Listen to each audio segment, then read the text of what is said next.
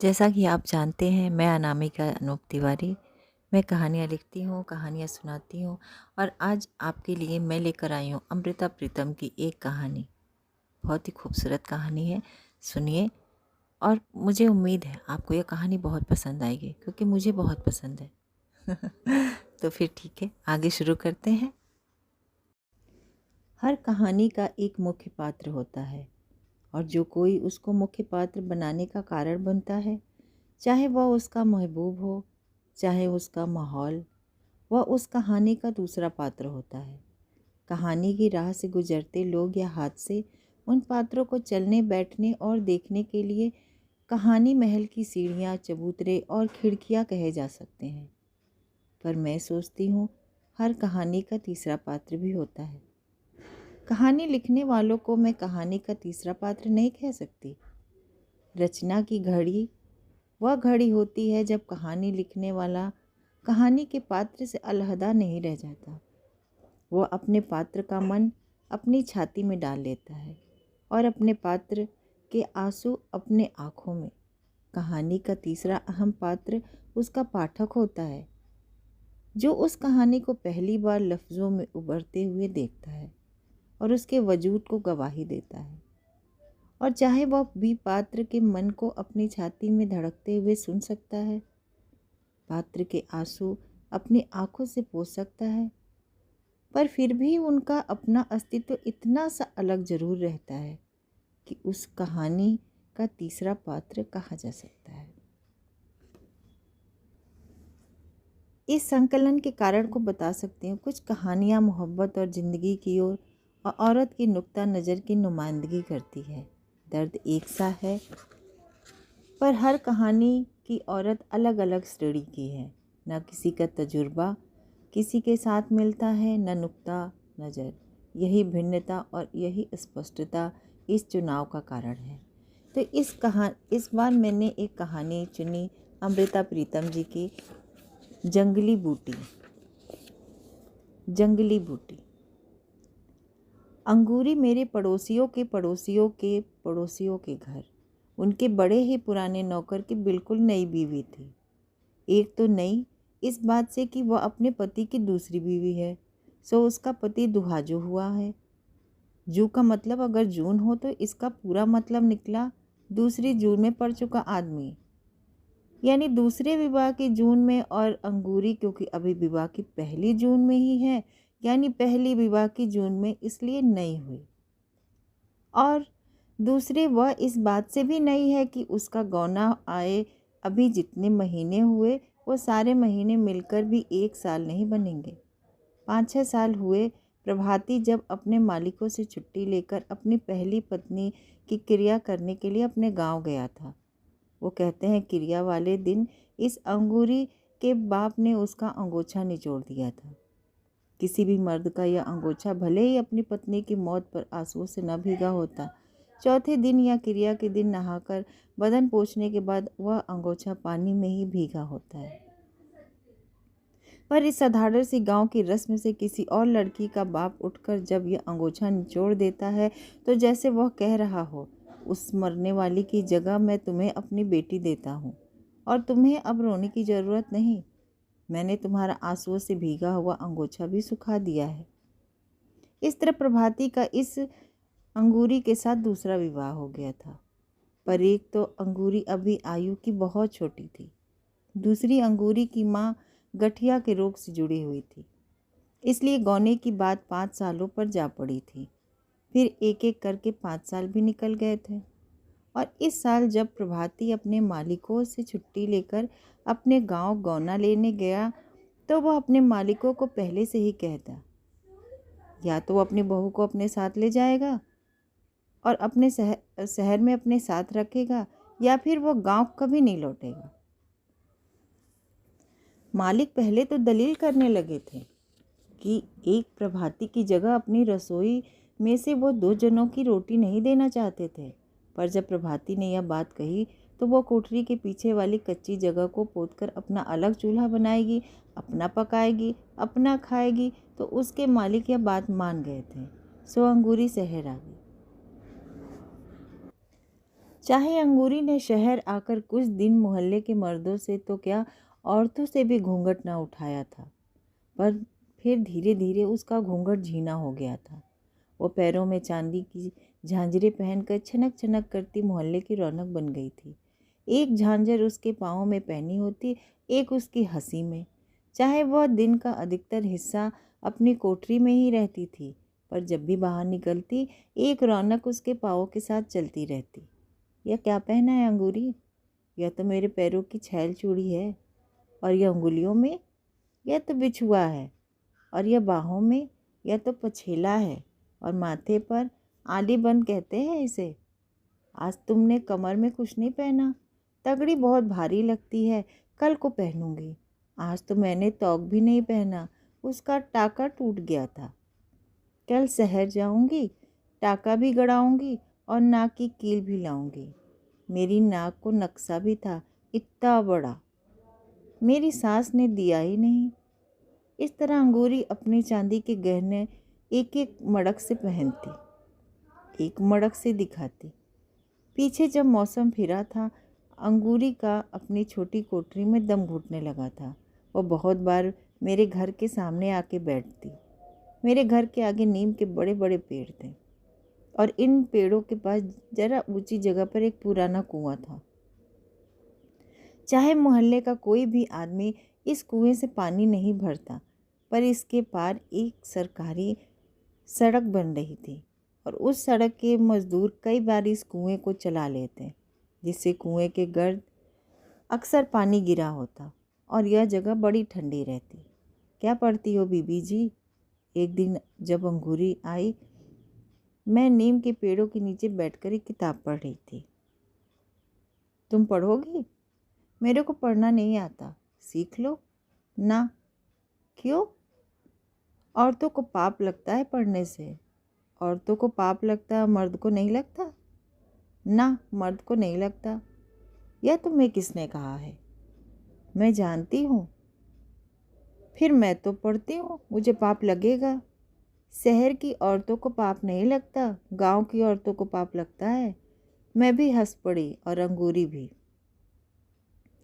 अंगूरी ने जो कुछ सीखा सुना था उसमें उसे कोई शंका नहीं थी, इसलिए मैंने उससे कुछ न कहा।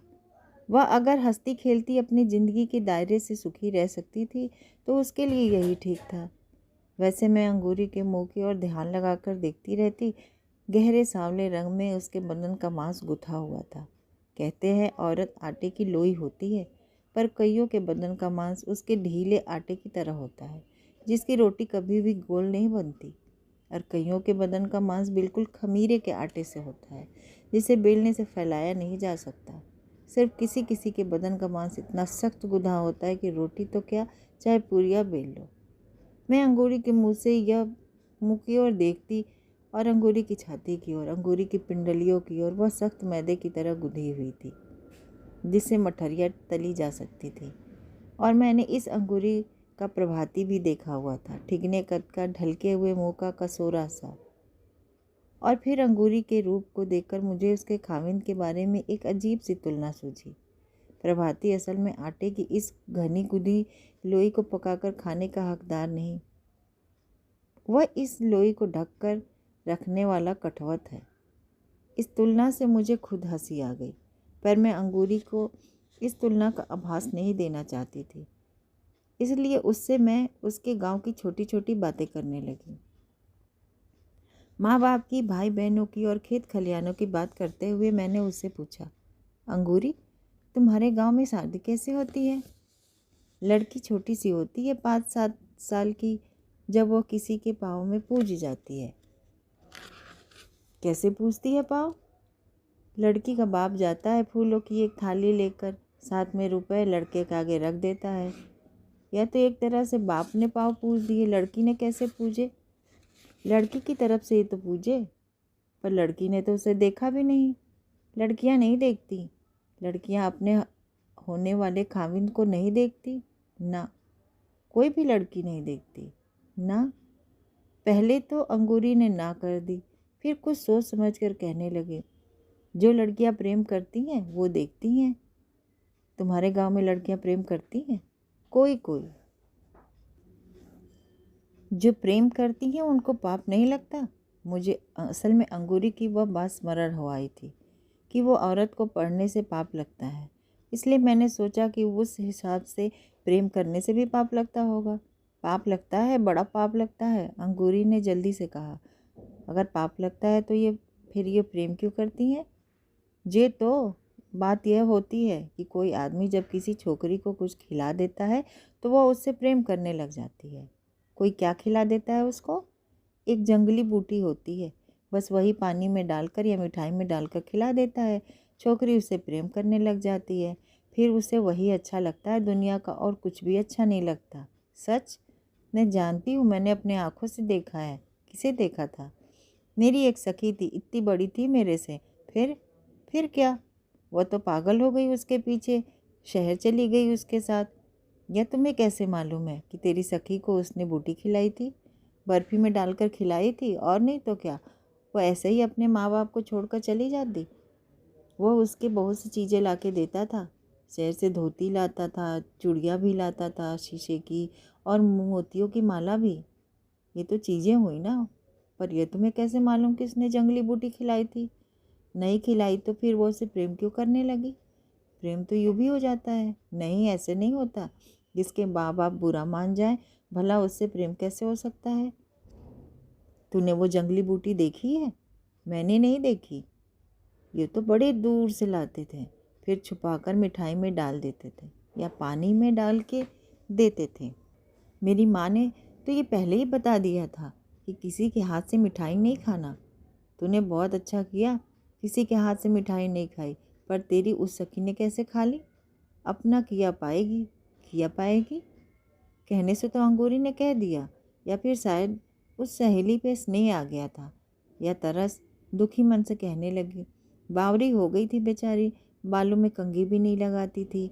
रात को उठ उठ कर गाने गाती थी। क्या गाती थी? पता नहीं क्या गाती थी। जो कोई बूटी खा लेती है वो बहुत गाती है, रोती भी बहुत है। बात गाने से रोने पर आ पहुंची थी। इसलिए मैंने अंगूरी से और कुछ न पूछा। और अब बड़े थोड़े ही दिनों की बात है। एक दिन अंगूरी नीम के पेड़ के नीचे चुपचाप मेरे पास आकर खड़ी हो गई। पहले जब अंगूरी आया करती थी, छन छन करती, 20 गज के दूर से ही उसके आने की आवाज़ सुनाई दे जाती। पर आज उसके पैरों की झांझरें पता नहीं कहाँ खोई थी। मैंने किताब से सिर उठाया और पूछा, क्या बात है अंगूरी? अंगूरी पहले कितनी ही देर मेरी तरफ देखती रही, फिर धीरे से कहने लगी, बीबी जी मुझे पढ़ना सिखा दो। क्या हुआ अंगूरी? मेरा नाम लिखना सिखा दो। किसी को खत लिखोगी? अंगूरी ने उत्तर दिया। एकटक मेरे मुंह की ओर देखती रही। पाप नहीं लगेगा ना पढ़ने से? मैंने फिर पूछा। अंगूरी ने फिर जवाब नहीं दिया और एकटक सामने आसमान की ओर देखने लगी। यह दोपहर की बात थी। मैं अंगूरी को नीम के पेड़ के नीचे बैठी छोड़कर अंदर आ गई थी। शाम को फिर मैं कहीं बाहर निकली तो देखा अंगूरी अब भी नीम के पेड़ के नीचे बैठी थी। बड़ी सिमटी हुई थी, शायद इसलिए कि शाम की ठंडी हवा देह में थोड़ी थोड़ी कपकपी छेड़ रही थी। मैं अंगूरी की पीठ की ओर देख रही थी। अंगूरी के होठों पर एक गीत था, पर बिल्कुल सिसकी जैसा। मेरी मुंदरी में लागो नगनिया, हो बैरी कैसे काटू जवनौ। अंगूरी ने मेरे पैरों की आहट सुन ली, फिर मुंह फेर लिया और अपने गीत को अपने होठों में समेट लिया। तू तो बहुत अच्छा गाती है अंगूरी। सामने दिखाई दे रहा था। अंगूरी ने अपने आंखों में कांपते आंसू रोक लिए। उनकी जगह अपनी होठों पर एक कांपती हंसी रख दी। मुझे गाना नहीं आता। आता है, यह तो तेरी सखी गाती थी, उसी से सुना था। फिर मुझे भी सुनाओ। ऐसे ही गिनती है बरस की। 4 महीने ठंडी होती है, 4 महीने गर्मी और 4 महीने बरखा। ऐसे नहीं, गा के सुनाओ। अंगूरी ने गाया तो नहीं, पर 12 महीनों को ऐसे गिना दिया जैसे सारा हिसाब वो अपनी उंगलियों पे कर रही हो। 4 महीने राजा ठंडी होवत है, थर थर कापे करेजवा। 4 महीने राजा गर्मी होवत है, थर थर कापे पवनवा। 4 महीने राजा बरखा होवत है, थर थर कापे बदरवा। अंगूरी अंगूरी एकटक मेरी ओर देखने लगी। मन में आया उसके कंधे पर हाथ रख के पूछूं, पगली कहीं जंगली बूटी तो नहीं खा ली? मेरा हाथ उसके कंधे पर रखा भी गया, पर मैंने यह बात पूछने के स्थान पर उससे पूछा, तूने खाना भी खाया या नहीं? खाना? अंगूरी ने मुंह ऊपर उठाकर देखा। उसके कंधे पर रखे हुए हाथ मुझे नीचे लगे कि अंगूरी की सारी देह काँप रही थी, जाने अभी अभी उसने जो गीत गाया था, बरखा के मौसम में कांपने वाले बादलों का, गर्मी के मौसम में कांपने वाले हवा का और सर्दी के मौसम में कांपने वाले कलेजे का, उस गीत का सारा कंपन अंगूरी की देह में समाया हुआ था। यह मुझे मालूम था कि अंगूरी अपनी रोटी खुद ही आहार करती। प्रभाती मालिकों की रोटी बनाता था और मालिकों के घर से खाना आता था, इसलिए अंगूरी को उसकी रोटी का आहार नहीं था। इसलिए मैंने फिर कहा, तूने आज रोटी बनाई या नहीं? अभी नहीं। सवेरे बनाई थी, चाय पी थी। चाय? आज तो दूध ही नहीं था। आज दूध क्यों नहीं लिया था? वो तो मैं लेती ही नहीं। वो तो तू रोज़ चाय नहीं पीती? पीती हूँ। फिर आज क्या हुआ? दूध तो वो राम तारा हमारे मोहल्ले का चौकीदार है, सबका साझा चौकीदार। सारी रात पहरा देता और सवेरे सवेरे खूब उनिंदा होता।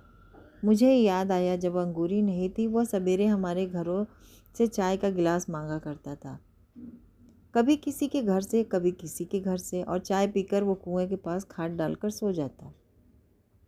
और अब जब से अंगूरी आई थी, वह सवेरे किसी ग्वाले से दूध ले आता, अंगूरी के चूल्हे पर चाय का पतीला चढ़ाता था और अंगूरी, प्रभाती और रामतारा तीनों चूल्हे के इर्द गिर्द बैठकर चाय पीते। और साथ ही मुझे याद आया कि रामतारा पिछले 3 दिनों से छुट्टी लेकर गांव गया था। मुझे दुखी हुई और हंसी भी आई। मैंने कहा, और अंगूरी, तुमने 3 दिन से चाय नहीं पी? ना। अंगूरी ने जबान से कुछ ना कहा, केवल सिर हिला दिया। रोटी भी नहीं खाई? अंगूरी से बोला नहीं गया। लग रहा था अगर अंगूरी ने रोटी भी ना खाई होगी तो ना खाने जैसी।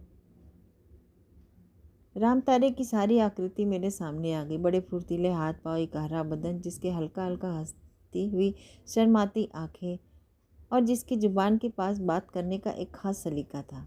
अंगूरी जी, कहीं जंगली बूटी तो तूने नहीं खा ली? अंगूरी के मुंह पर आंसू बह निकले। इन आंसुओं ने बह बहकर अंगूरी के लटों को भिगो दिया और फिर इन आंसुओं ने बह बहकर उसको होठों को भिगो दिया। अंगूरी के मुंह से निकले अक्षर भी गीले थे। मुझे कसम ला गई, जो मैंने उसके हाथों से कभी मिठाई खाई हो। मैंने तो पान भी कभी नहीं खाया, सिर्फ चाय, जाने उसने चाय में ही। और आगे अंगूरी की सारी आवाज़ उसके आंसुओं में डूब गई। करती हूँ आपको ये कहानी बहुत पसंद आई होगी, और जब पसंद आई है तो फिर लाइक करें, शेयर करें और सब्सक्राइब करें। तब तक के लिए मैं विदा चाहती हूँ। और हाँ, कमेंट बॉक्स में ज़रूर लिखें कि आपको ये कहानी कैसी लगी और आगे आप कौन सी कहानी सुनना चाहते हैं। तब तक के लिए